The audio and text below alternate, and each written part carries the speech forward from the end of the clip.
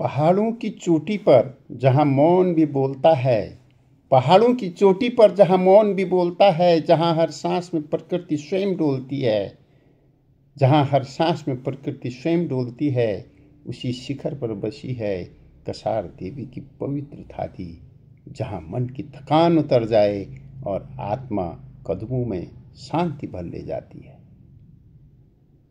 यह वह धरा है जहाँ विवेकानंद ने ध्यान में अपना प्रकाश पाया था, जहाँ चट्टानों में छिपा हर कण आज भी साधना का मंत्र सुनाया था, आज भी साधना का मंत्र सुनाया था। साथियों, इस प्रस्तुति में आप देखेंगे क्यों और कैसे कसार देवी अल्मोड़ा विश्व के 3 प्रमुख स्थानों पर है, जो आध्यात्मिक केंद्र हैं, जो शक्ति के केंद्र हैं।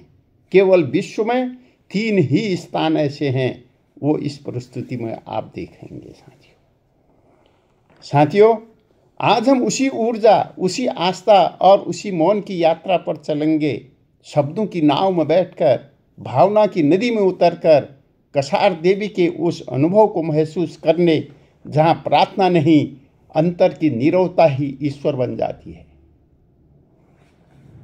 साथियों नमस्कार, मैं सुरेंद्र वर्मा सुंदर आपका हार्दिक अभिनंदन और स्वागत करता हूं आपके चैनल सुरेंद्र वर्मा सुंदर छटपटाहट में। तो आइए अपने मन की खिड़कियों को खोलिए, शांति के उस शिखर की ओर बढ़िए और स्वागत कीजिए मंदिरों के मौन में कसार देवी, एक आध्यात्मिक चिंतन यात्रा की ओर। मंदिरों के मौन में मैं कसार देवी मंदिर अल्मोड़ा उत्तराखंड के मध्य हिमालयी क्षेत्र में स्थित एक ऐसा नगर है, एक ऐसा पवित्र स्थल है जहां प्रकृति अपनी सहजता में सांस लेती है और जहां पहाड़ों की निस्तब्धता मानो ध्यान की एक अनंत धारा बहाती है।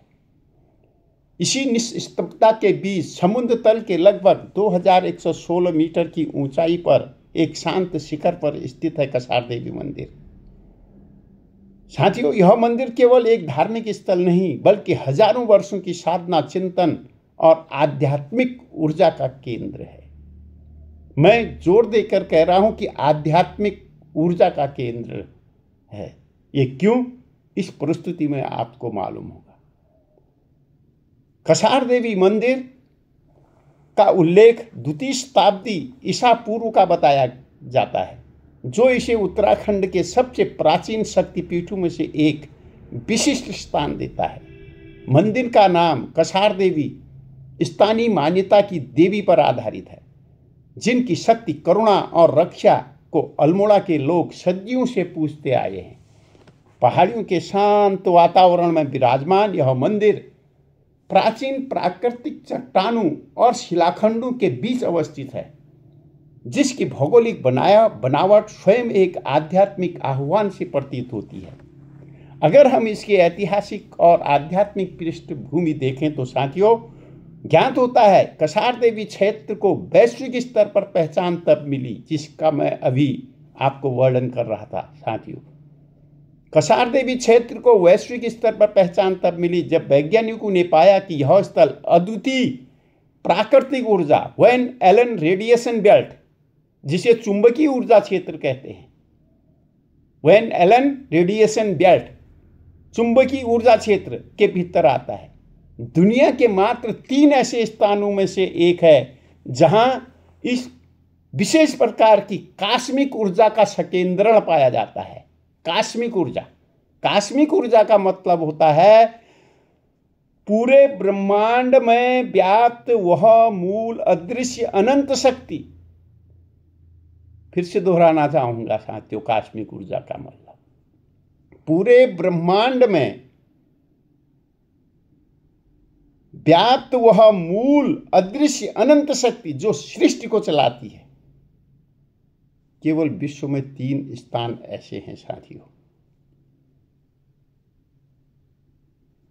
विश्व में कसार देवी अल्मोड़ा, स्टोनहेंज इंग्लैंड में और माचू पिचू पेरू में। स्थित है। कहा जाता है कि यही ऊर्जा इस स्थान को ध्यान, साधना, आत्मबोध के लिए अत्यंत उपयुक्त और आध्यात्मिक केंद्र बनाती है। यही कारण है 1980 के दशक में स्वामी विवेकानंद ने यहाँ गहन ध्यान किया था। उन्होंने अपनी आध्यात्मिक डायरियों में इस स्थान की ऊर्जा का विशेष उल्लेख किया है। इसके अलावा अनेक विदेशी विचारक, कलाकार, संगीतकार और योग साधक इस स्थल पर आकर्षित हुए, जैसे कि वाल्टर इवांस वेट्स और अन्य हिमालयी योग परंपरा के शोधकर्ता यहाँ पर आकर्षित हुए हैं। कसार देवी का वातावरण केवल धार्मिक ही नहीं बल्कि अत्यंत ध्यानमय और दार्शनिक रहा है। यहाँ अनेक साधक वर्षों तक मौन व्रत में साधना करते रहे हैं। पहाड़ी की ढलान से दिखाई देने वाली घाटी, देवदारों की सुगंध और हवा में घुली शांति साधक के भीतर एक ऐसी रिक्तता पैदा करती है जहाँ जीवन के गहरे प्रश्न स्वयं खुलने लगते हैं। साथियों, इसके अगर धार्मिक महत्व और मान्यता पर अगर हम दृष्टि डालें तो हम पाएंगे स्थानीय मान्यता के अनुसार कसार देवी माँ शक्ति का रूप है। कहा जाता है यहाँ साधना करने से नकारात्मक जो ऊर्जा है उसका क्षय होता है, मन, बुद्धि और चित्त में शुद्धि प्राप्त होती है, ध्यान और साधना में असाधारण प्रगति होती है। मंदिर की संरचना अत्यंत सरल है परंतु इसकी शक्ति अत्यंत प्रगाढ़। मंदिर परिसर में स्थित प्राचीन गुफाएं आज भी साधकों और पर्यटकों दोनों के लिए आकर्षण का केंद्र है। कहा जाता है इन गुफाओं में तपस्या करने वाले साधक मौन की साधना से दिव्य अनुभूति प्राप्त करते हैं। स्थानीय त्योहारों में कार्तिक पूर्णिमा का मेला विशेष महत्व रखता है। इस दिन कसार देवी मंदिर में हजारों भक्त श्रद्धा लेकर पहुंचते हैं और पूरा क्षेत्र भक्ति, संगीत और आध्यात्मिक उमंग से भर उठता है। लोगों की आस्था यहाँ पर इतनी प्रबल होती है कि आज के समय में भी जब मनुष्य मानसिक शोर, तनाव, व्यग्रता में घिरा हुआ है, कसार देवी मंदिर जैसे स्थान जहाँ मौन स्वयं एक उपस्थित की तरह बोलता है और भी मौलिक और महत्वपूर्ण हो जाते हैं। साथियों, यह जो मंदिर है यह ध्यान साधकों का तीर्थ बना हुआ है। विदेशी यात्रियों के लिए आत्मिक अनुभव का केंद्र है। स्थानीय संस्कृति और शक्ति उपासना का प्रतीक है और आधुनिक आध्यात्मिक यात्राओं का एक प्रमुख हिस्सा बन चुका है।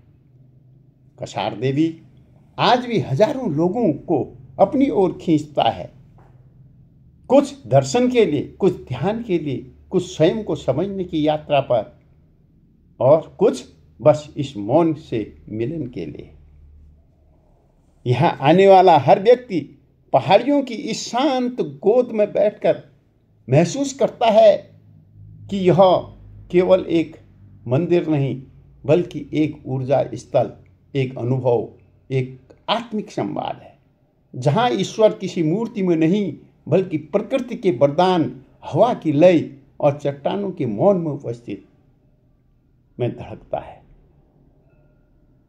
कसार देवी के बारे में कहना चाहूँगा, कसार देवी मंदिर केवल पर्यटक स्थल नहीं साथियों बल्कि एक आंतरिक तीर्थ है जहाँ भारी शांति भीतर उतरकर मनुष्य को उसके वास्तविक स्वरूप को मिलाती है।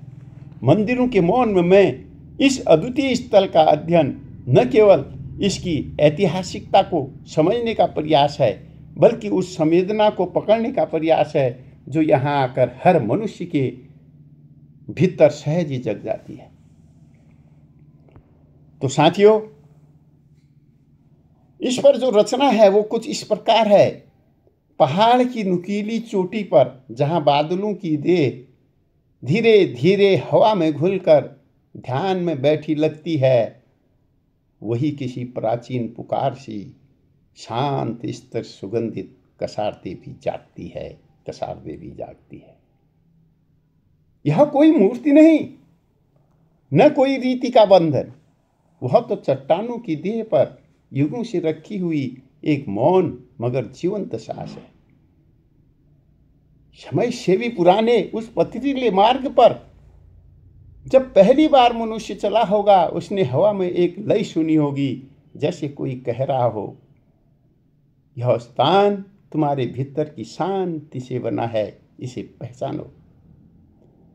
स्वामी विवेकानंद की आंखों में जो दीप्ति थी, कहा जाता है उसकी एक लौ अभी भी मंदिर की सीढ़ियों में जलती है।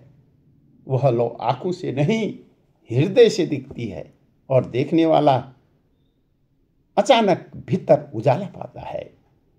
कसार देवी की पहाड़ी पर पेड़ भी साधक की तरह खड़े हैं, चुप, निर्विकार, अपने तने में बंद हजारों वर्षों के मंत्रों को केवल हवा के हाथों से धीरे धीरे खोलते हुए। यहां मौन भी दो प्रकार का होता है, एक जो बाहर है, घाटियों का फैला सन्नाटा, देवदार का नीला सा झुकाव, और दूसरा घाटी की दूर बहती हुई नदियां। और दूसरा वह जो भीतर खुलता है, मौन, एक ऐसा मौन जो मन की व्यग्रता को धीरे धीरे पिघलाकर ध्यान की तरह बहने लगता है। कसार देवी का मंदिर कुछ पत्थरों और लकड़ी का घर भर नहीं है, यह एक ऊर्जा कुंड है, जहां पृथ्वी, आकाश और मानव चित्त एक ही सुर में सांस लेते हैं। एक ऐसा ऊर्जा कुंड जहां पृथ्वी, आकाश और मानव चित्त एक ही सुर में सांस लेते हैं। वैज्ञानिक कहते हैं यह जगह किसी ब्रह्मांडी घेरा सी है, जहां ऊर्जा का प्रवाह विशिष्ट, अद्भुत, दुर्लभ है। पर भक्त कहते हैं यह देवी की कृपा है, और सच तो यह है कि दोनों बात एक ही चीज की अलग अलग भाषा है। आज जब लोग भीतर के कोलाहल में थक कर गिर रहे